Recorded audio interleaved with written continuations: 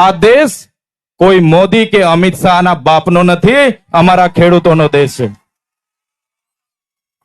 જ્યારે આ જગતનો તાત પોતાના પરિવાર સાથે આખું વર્ષ ખેતીમાં કાઢી મહેનત કરે છે, એ ચાહે વરસાદનો દુકાળ હોય, અતિવૃષ્ટિ હોય, અનાવૃષ્ટિ હોય, સૂકો દુકાળ હોય, લીલો દુકાળ હોય, માવઠાનો માર હોય, કમોસમી વરસાદ હોય, ઝેરી સાપ હોય, વન્ય પ્રાણી હોય, એની ચિંતા કર્યા વગર મહેનત કરે છે.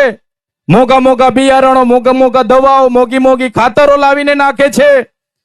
અને જ્યારે પાક કાઢીને જ્યારે પાક પાકી જાય છે, ત્યારે આપણામાં કહેવત છે એ પ્રમાણે ઢોર ખાય, મોર ખાય, ચોર ખાય, અને પછી વધે. ખેડૂત જ્યારે ઘરે લાવે, પોતાનું ભાણું ભરે અને જ્યારે વેચવા માટે બજારમાં નીકળે છે, ત્યારે આ ભારતીય જનતા પાર્ટીની નીતિ તમે જોઈ લો.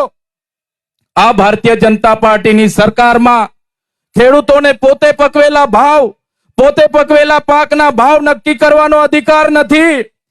ત્યારે આ ઉદ્યોગપતિની સરકારોને આ મંચ પરથી હું કહેવા માંગુ છું, આવનારા દિવસોમાં જગતના તાત આ અમારા ખેડૂતો તમને 2027માં ગુજરાતમાંથી ઉખેડીને ફેંકી દેવાના છે.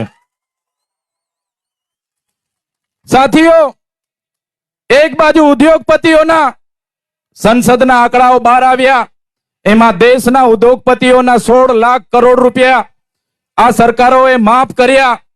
અને જ્યારે આજે ખેડૂતોને જ્યારે 2-2 લાખની લોનની વાત હોય, એની જમીનો જપ્ત કરવામાં આવે, એના ઘર જપ્ત કરવામાં આવે, એમની પ્રોપર્ટી જપ્ત કરવામાં આવે, ત્યારે આપણે બધાએ સમજી લેવાની જરૂર છે કે આ આપણી સરકાર નથી.